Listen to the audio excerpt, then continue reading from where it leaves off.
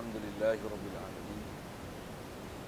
Wassalatu wassalamu ala asyrafil anbiya'i wal mursalin wa ala alihi wa sahbihi ajma'in. Subhanaka la ilma lana illa ma 'allamtana innaka antal alimul hakim. La hawla wa la quwwata illa billahil aliyyil 'azim. Rabbi shrah li sadri wa yassir li amri wahlul 'uqdatam min lisani يفقه قولي. اللهم افتح علينا من فتوح العارفين بك. اللهم اجعلنا من الذين يستمعون القول فيتبعون احسنه. اللهم علمنا من جهلنا وانفعنا بما علمتنا وزدنا علما نافعا يا رب العالمين. قال الشيخ المصنف رحمه الله تعالى ونفعنا به وبعلومه في الدارين. Kitab kita ni muka surat 16 rasanya. Kata Musannif rahimahullah ta'ala, yang ketujuhnya kudrat. Artinya wajib bagi Allah Ta'ala itu ada sifat kudrat yang berdiri pada zatnya Ta'ala, yang dapat dengan dia mengadakan tiap-tiap mungkin dan mentiadakan dia atas muafakat iradatnya Ta'ala. Itu maksudnya. Hadirin sekalian, pertama sekali syukur terima kasih kita ke Allah Ta'ala. Syukur nikmat hidup masih diberi. Dengan itu kita diajar, alhamdulillahillazi ahyana ba'dama amatana wa ilaihin nusyur. Kita puji Allah Ta'ala atas nikmat dia hidupkan kita. Dalam puji bagi Allah Ta'ala, alhamdulillah. Puji Allah Ta'ala siapa? Alhamdulillahillazi ahyana, dia telah hidup ba'dama amatana, lepas dia mati yang kita. Disyukur banyak-banyak dia masih hidupkan kita. Dan syukur kita Allah Ta'ala hidupkan kita dalam keadaan Islam. Yang kita dah Islam sejak kecil lagi. Mak ayah kita Islam, maka Islam lah. Lebih-lebih lagi syukur kita kepada Allah Ta'ala, Islam yang kita perolehi bukan setakat Islam baka dan keturunan saja, tapi Islam yang Allah Ta'ala lembutkan hati dan sanubari kita boleh menerima semua ajaran Nabi Muhammad SAW, dan kita membenarkannya, mengiyakannya, meyakininya, dan kita pun bersungguh-sungguh belajar nak faham yang kita memang bila dilahirkan daripada perut ibu kita, walaupun dapat Islam jahil, tapi Allah Ta'ala lembutkan hati kita untuk terus belajar, memahami apa yang sepatutnya Islam yang telah kita warisi itu, supaya bukan Islam baka dan keturunan, tapi Islam yang kita yakini di atas benarnya ajaran Nabi kita Muhammad SAW. Syukur Allah Ta'ala beri kita nikmat hidup, Islam, iman, dan dengan keimanan tersebut syukur banyak-banyak Allah Ta'ala jadikan kita patuh taat perintah dia, tinggalkan larangannya, yang tak semua orang dapat nikmat-nikmat yang telah disebutkan tadi. Itu juga syukur kita Allah Ta'ala pagi ini diberikan hidayat taufik, dengan mana diberikan keupayaan untuk boleh kita bangun datang subuh berjemaah, dan diberikan pula kita keupayaan untuk boleh tunggu untuk kita meneruskan bacaan kitab kita daripada kitab Paku Iman, insya-Allah. Setelah kita tangguhkan untuk Ramadan yang saya tak boleh hadir, dan sebelum Ramadan tu, pra Ramadan itu pun tak boleh hadir juga. Jadi 2 months I cannot come here. I'm very sorry about that. InsyaAllah we'll continue this morning. Boleh cakap putih juga lah. InsyaAllah kita sambung pagi ini. Surat 16 rasanya kita telah selesaikan perbincangan kita dalam bab wahdaniyah, yang mana dasarnya kita bicara dulu wajib asaskan Allah Ta'ala, asaskan zat dia, sifat dia dan segala perbuatan dia, dan ada isu-isu yang telah kita bicara dengan kaedah akidah, bagaimana yang sepatutnya istilah-istilah usaha ikhtiar, ada bahasa Arabnya kasbu, dan apa-apa permasalahan yang sepatutnya diselesaikan mengikut kaedah syariat, yang kalau ikut apa yang telah kita lepas bicara dulu dalam bab wahdaniyah, ialah antara benda besar dalam bab akidah dan ajaran Nabi kita Muhammad SAW, yang dengan itu barulah kita berpegang di atas prinsip Allah buat semua, dan kita ni hanya ada istilah usaha dan ikhtiar, dan ikhtiar dan usaha itu pun sebenarnya datang daripada Allah Ta'ala, yang kat kita ni hanya lalu saja apa yang Allah Ta'ala nak laksanakan, dan pelaksana dan pembuat sebenar adalah Allah semata-mata, yang kita tak campur tangan sikit pun kat kita ni hanya ada nisbah kasbu, ada nisbah usaha yang bila lalu ke kita terbahasakan ke kita. Itu apa yang telah kita bicara dulu. Dan insya-Allah kita nak sambung ni, kata dia yang ketujuh. 7 pun atas bilangan yang telah disusun ulama. 7 dengan kita bilang daripada wujud tu lah, wujud kidam, baqa', mukhalafah lil hawadis, qiyam bi nafsi wadaniyah, kudrat, letakkan kudrat. Dan biasanya ulama kita dia susun sesuatu dalam kitab dia yang semestinya susunan dia tu ada pasal dan sebab. Dan pun kita tengok sikit sebab susunan ni, kitab kita ni dia susun yang ketujuh kudrat.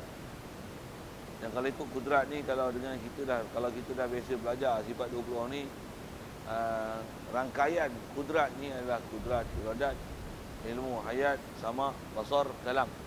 Dengan istilahnya dia dipanggil sifat ma'ani. Ada ulama kita dia tak susun dengan kudrat iradat, ilmu, hayat, sama, basar, kalam. Tapi yang pertama dalam bab ma'ani ni disusun sifat lain dulu.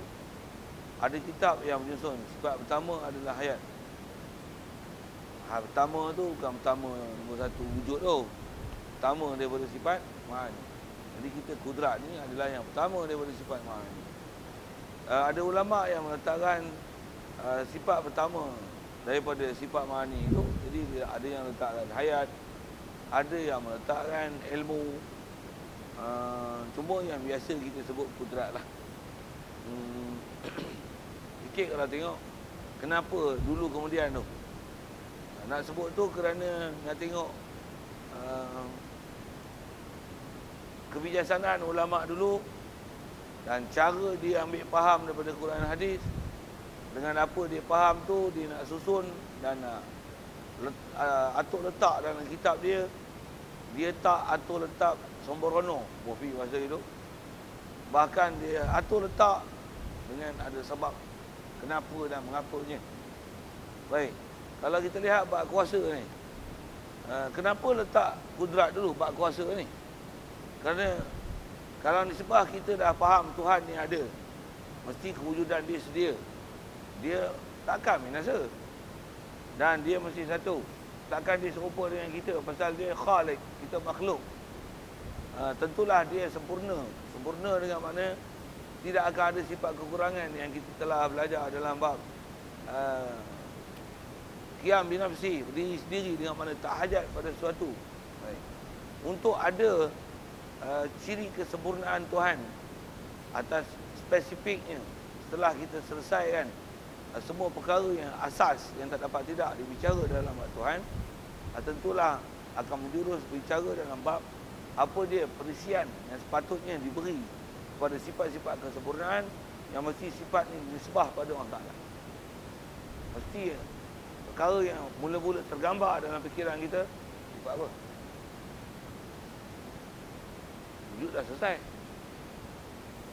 Bila dah wujud kidam, baqa', mukhalafah lil hawadis, qiyam bi nafsi wadaniyah, itu orang kata the core business dalam bab ketuhanan. Mesti bicara hak tu dulu. Hak tu tak boleh selesai, macam mana nak bicara bab ketuhanan hak lain?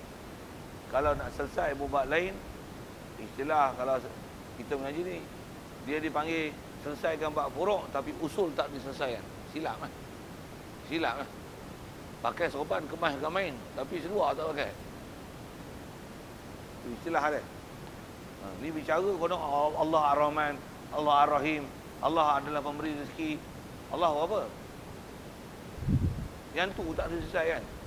Orang Ta'ala duduk di langit, out. Allah Ta'ala kuasa, out. Pasal apa?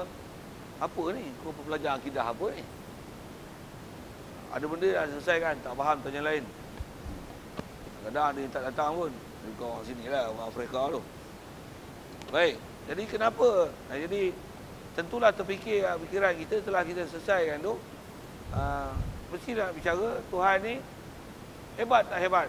Dan bila hebat ni, mestilah ciri besar dia bab kuasa lah. Itu yang letak kuasa tu. Ada ulama' dia tak susun kudrat dulu. Pasal apa? Pasal kuasa ni, dia ialah perkara yang mendatang. Setelah ada beberapa sifat lain yang sepatutnya itu, kalau nisbah berfikir, kaedah penaklukan akal, mestilah hak ni didahulukan dan disabitkan dulu. Barulah akan sabit buat kuasa. Apa dia? Ayat. Dah kita bicara Allah Ta'ala, Tuhan mesti ada. Tidak bakok kalau pada hadis kiamin nasih wahdaniah, hidup mati. Kuasa dulu ke hidup dulu? Itu kenapa tak tulis ayat? Kenapa tulis kudrat?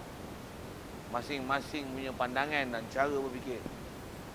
Dan kita sebut ni pun, kita belajar kaedah tauhid macam ni, kita belajar susunan dan selesaikan dia dan bahas dia mengikut cara berfikir. Macam mana pun kalau tengok Quran, ada tak bab kudrat? Ada. Ada tak bab hidup? Ada. Jadi sifat tu memang kita dah i'tiqad. Cuma kita bahas ni, kata ulama pandai kan. Cerdik, dia orang punya pemikiran tajam. Daripada apa yang dalam Quran, kalau dia nak olah susun balik dengan kitab dia, dia akan susun mengikut mana keutamaan yang lebih besar. Kita kalau tak ada skill, tengok Quran 30 juzuk, nak bicara bab Tuhan, nak bahas bab apa dulu? Dengar saya sebut, rumput awal lagi. Itu yang kata kita mengaji, kita kecil lah. Tapi sebenarnya apa yang dia buat, apa yang dia susun, dia lah resolusi daripada keseluruhan isi Quran. Yang bagi parti betul kan. Kalau kata parti kat Ruan, tuan-tuan tak usah gaduh mengair lah. Sikitlah dengan bahasa dia kan. Kalau dia dah buat khas tuan-tuan minum pagi sudu, malam sudu. Katalah itu, tuan-tuan tak usah fikir bak umpan, nak kair, batang kair macam mana, nak mengair kat mana, ikeruan macam mana, nak proses macam mana supaya dia tak busuk dalam botol. Tak payah fikir, ambil minum telan lah. Dia telah susun macam mana apa yang sepatutnya dia buat supaya menjamin kualiti dia. Amal pula dia bagi peringatan, simpan peti sejuk telah dibuka. Ikutlah arahan dia. Sikit nak sebut tu. Itu bab ubat, di bab ilmu tuan-tuan. Satu kadang-kadang kita sombong, tak nak mengaji. Kitab macam ni, yang karangan ulama tak nak. Nak ambil Quran hadis. Tu saya nak sebut tu, taik kucing. Nak bahas Quran hadis. Quran tak boleh baca. Sikit bab Quran. Bulan puasa itu berapa kali khatam? InsyaAllah sekali. Alamak lecehnya. InsyaAllah sekali tu maksudnya macam tak yakin je. Patutnya Alhamdulillah sekali. Okay. Tu pun sekali kan tuan. Ulama yang kita duk sebut nama perkara kitab-kitab karangan mereka ni. Cuma nak sebut tu, kita riwayat Imam Abu Hasan Asy'ari, Abu Mansur Maturidi ni, ada riwayat yang kita tak tahu tentang amalan Quran dia, kita diam je lah. Tapi yang kita dengar dan terima, khusus nak sebut nama, yang kita dengar ini amalan mereka bulan Ramadan tuan-tuan. Imam Syafi'i, berapa kali khatam tuan-tuan tahu? Sekali khatam dalam puasa. Oi, dengar saya sebut. Taik kucing ah. Taik kucing. Bulan Ramadan, siang sekali khatam, malam sekali khatam. Tak Ramadan, sehari semalam, 24 hours sekali khatam. Kita sekarang ni, yang kata orang awam, ustaz pun setahun kadang tak khatam Quran. Tapi bahas Quran. Kau bayang macam mana dangkal yang cetek ilmu. Imam Syafi'i amalan ni, amalan tu kan. Bukan bahas lagi. Amalan punya orang kata pure punya tu je. Punya amalan. Tuan bayangkan kelancaran dia, kefahaman dia. Dah hafal Quran bila? Tengok kelancaran dia macam mana. Ni umur 50 baru baca alif bata. Itu sikit. Dia kena sepak kat benda-benda tu, baru nak rasa bodoh tu. Bedak tak rasa pandai, tak payah ngaji. Kitab pun tak payah pakai. Macam tu lah. Sikit dah, saja kena sepak itu kan. Baru dia nak rasa sikit. Bukan tujuan nak sepak tuan-tuan. Kalau terasa pun bagus ke. Macam memang nak sepak. Baik. Yang saya nak bicara tu, asal nak sebut amalan tu, jadi boleh faham kot. 30 juzuk satu hari satu malam, bukan Ramadan. Dia pulun untuk Ramadan tuan-tuan. Dia simpan power dia. Satu hari sekali, siang sekali khatam, malam sekali khatam. Kita siang malam pulun pun tuan-tuan belum tentu khatam. Itu dia buat benda lain tu. Bukan baca Quran, tak bertemu dengan orang. Ngajar. cari rezeki. Amalan. Kalau kita baca kitab-kitab karangan ulama tuan-tuan, nasibah orang yang masih mewarisi amalan salafus soleh ni. Apa dia? Ni bukan nak cerita bukan ulama. Nak cerita orang awam, ibu-ibu yang hidup pada zaman-zaman salafus soleh dulu. Mereka ni kalau bulan Ramadan sambil-sambil duduk sibuk masak, jaga anak, mengemas rumah tu. Sambil-sambil tu ada di antara mereka hafal Quran kan. 15 juzuk siang-siang senang-senang je. 15 juzuk kan. Kita menghadap baca macam ni pun 15 juzuk tak lebih. 3 juzuk pun tuan-tuan macam ni. Sikitlah. Nak tunjuk kita ni dhaif tuan-tuan amalan. Tarawih pula. Berapa sini? 8. Saya sebut selalu dah benda tu kalau tajuk usi-usi. 8. Alamak, ceroy ya. Kalau kita belajar hadis amalan Rasulullah, hadis riwayat Aisyah tu, Rasulullah tak pernah buat lebih. Ramadan dan lain Ramadan. Setiap malam 11. Ramadan dan lain Ramadan. Setiap malam 11. Sembahyang apa tu? Witir. Yang tu yang orang bengong di syarah 8 tarawih 3 witir. Salah. Sesat kalau syarah hadis tu. Maksud dia macam tu. Pasal apa? Aisyah kata apa? Rasulullah sembahyang tak lebih daripada setiap malam 11 rakaat.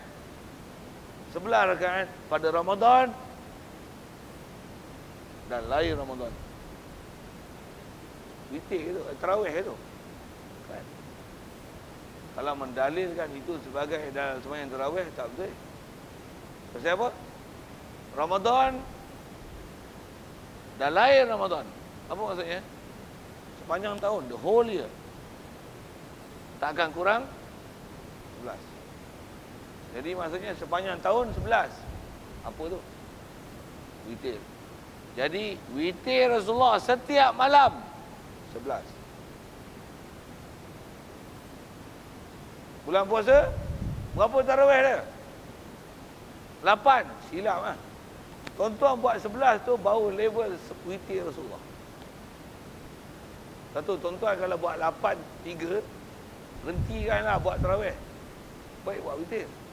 11 tu witir. Dengar saya sebut tuan, kalau kita belajar fiqah pun itu afdal. Tuan-tuan jawab saya soal. Tuan-tuan fiqah macam mana? Tarawih dengan witir, mana afdal? Nak jawab afdal pun tak kerti. Saja katok gitu kan. Namanya kita tak ada skill. Satu dia jadi bodoh. Tak boleh nak menilai. Tuan-tuan jawab tu. Aduh, bodoh tak bodoh tu tiada nak rasa tak rasa punya pasal lah. Kalau tuan-tuan rasa takabur besar je macam aku pandai, ustaz ni duk bodohkan aku. Padahal memang bodoh, tak mahu terima bodoh tu punya pasal lah. Saya nak jawab, tanya ini sekali lagi. Jawab dia. Tarawih dengan witir mana lebih? Bagi alasan boleh tak? Tak payah pasal lah hadis. Tuan-tuan tak apa hadis, saya tahu punya. Saya bukan apa hadis. Bab fik yang tuan-tuan belajar. Pasal mana tahu lebih witir? Apa dalil? Rasulullah tak pernah tinggal. Kalau pihak mazhab, apa dalil? Witir ni kuat berbanding dengan tarawih. Witir adalah Hanafi wajib. Sembahyang fardu memang 5. Dia tambah satu lagi, sembahyang wajib bukan sembahyang fardu. Dia wajibkan witir. Pasal apa dia wajibkan witir? Rasulullah tak pernah tinggal. Yang tu yang kalau kita belajar hadis Aisyah kata tentang sembahyang witir tu, yang 11 tu, dia kata la tasal an husnihinna wa tulihinna.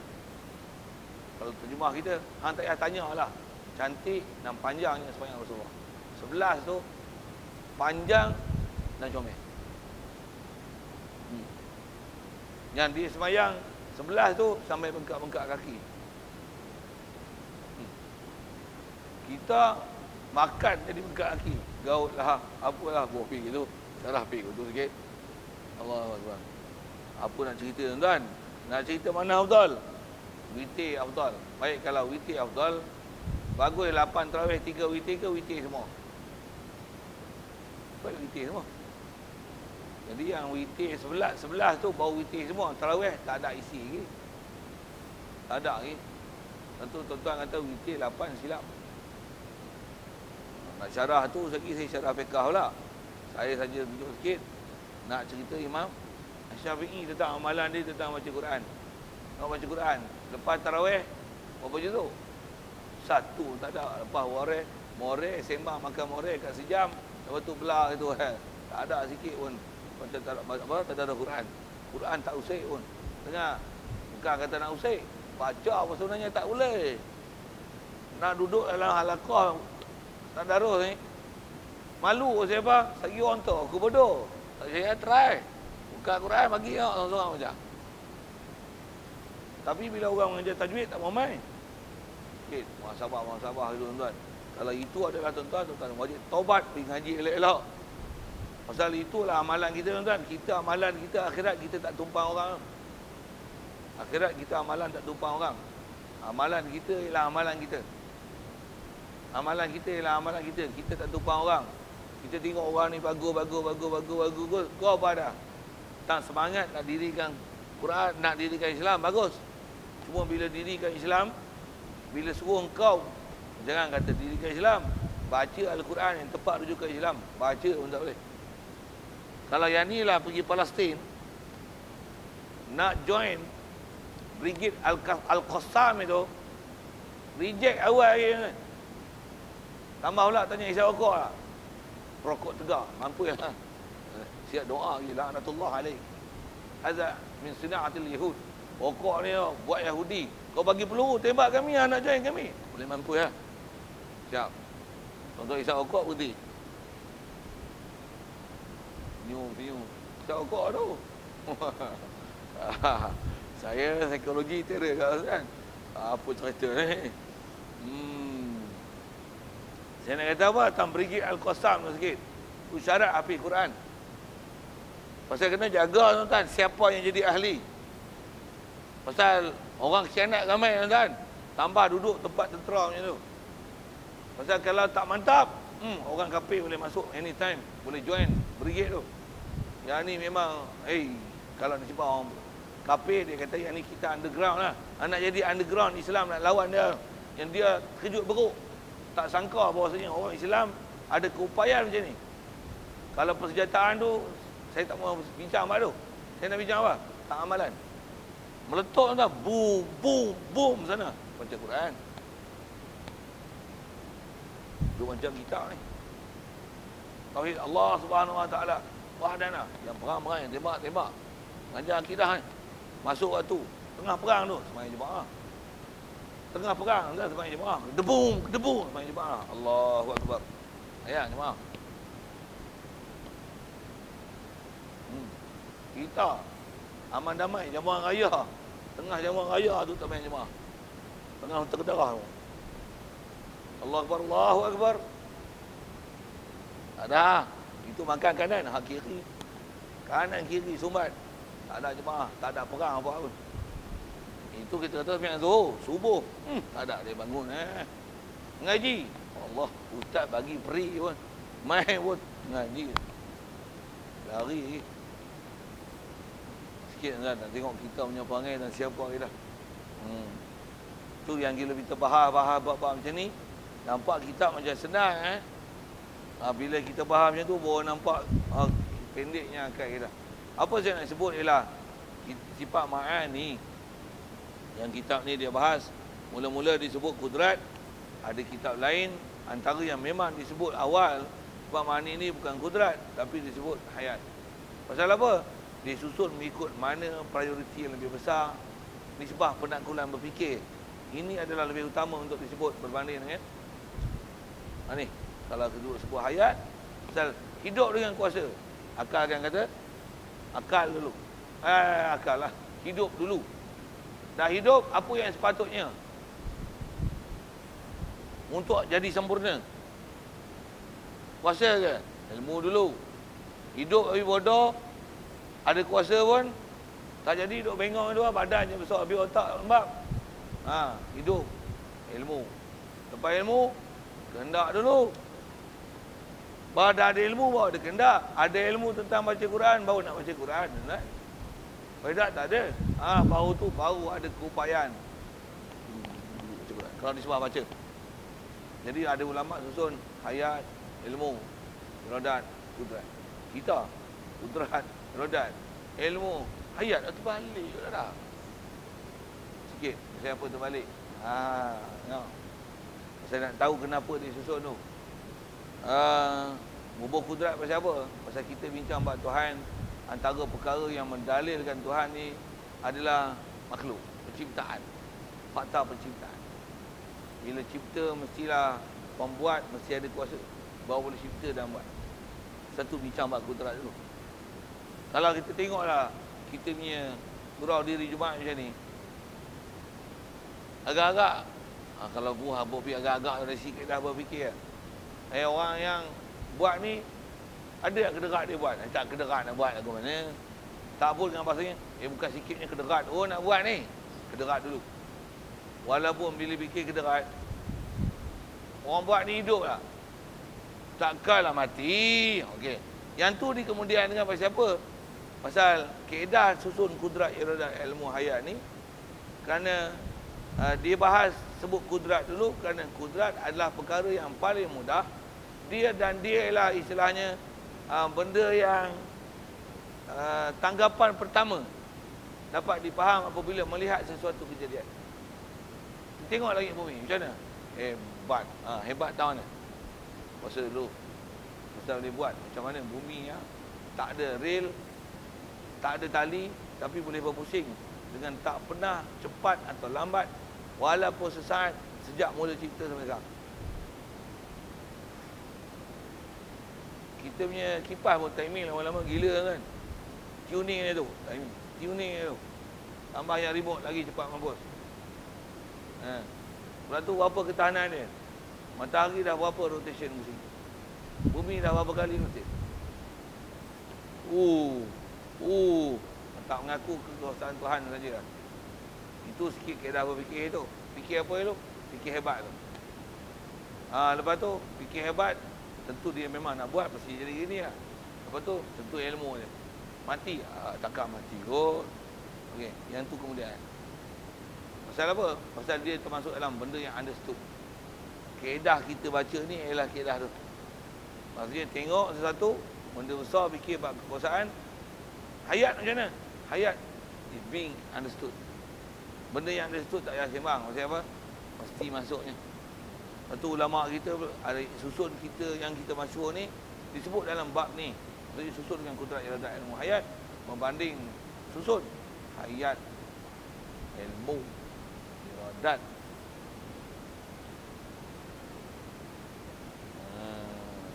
Dan disebut ni adalah susun mengikut penaklukan akal. Dan nak mengajar kat kita bahawasanya nak menyusun sesuatu ni walaupun boleh ambil teradap je dalam Quran, tapi biasanya ulama' tak ambil teradap saja. Biasanya dia mesti ada sebab kenapa dan mengapa. Kita kadang-kadang ilmu tak pernah bahas pun bab tu, tak ambil peduli pun kenapa dan mengapa. Baik. Jadi yang ketujuh ni atas nama dipanggil kudrat. Terjemah kita kuasa, berkuasa. Baik, kena ambil faham sikit sekali dulu macam ni. Kita sebut berkuasa tu, benda besar kita bicara ni berakidah tau. Jadi berkuasa tu bukan nak hurai kerja kuasa, tapi perkataan berkuasa tu, yang ulama' kita kalau diterjemah dengan berkuasa, imbuhan ber itu adalah nak mengisyaratkan Allah memiliki sifat kuasa. Itu maksudnya. Kalau kita belajar ilmu bahasa Arab, kudrat tu, ambil benda mana? Saya nak tunjuk tentang bahasa Arab dan kenapa ulama' kita terjemah berkuasa. Kita kalau belajar mudah-mudah, kita kata berkuasa, Allah Ta'ala berkuasa itulah. Jadi kita tak faham maksud imbuhan ber tu. Saya pergi huraian itu pun pasal dengan ngaji Arab. Tok Guru sebut dengan Arab baru kita faham. Oh, rupanya pasal itulah ulama' terjemah ber. Padahal kalau bahasa Arab tu kudrat, dia daripada qadara yaqdiru qudrah fahuwa qadir. Kalau Tuhan yang berkuasa, dia perkataan dia bukan kudrat, tapi qadir. Tapi perkataan yang disebut adalah kudrat. Kudrat ni ialah nama terbitan, masdar. Daripada qadara yaqdiru qudrah. Terjemah asal dia bukan berkuasa, tapi kekuasaan.